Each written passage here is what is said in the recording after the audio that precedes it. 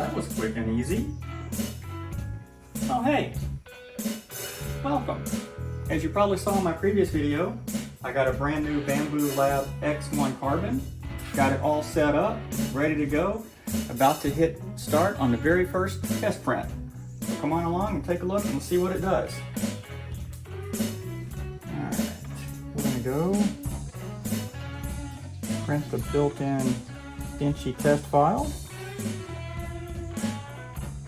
using the provided green PLA. I gotta tell you, this thing was quick and easy to set up. There were really no surprises to it. Alright, it's off doing its preheating routine. From what I understand, this can take it a little while.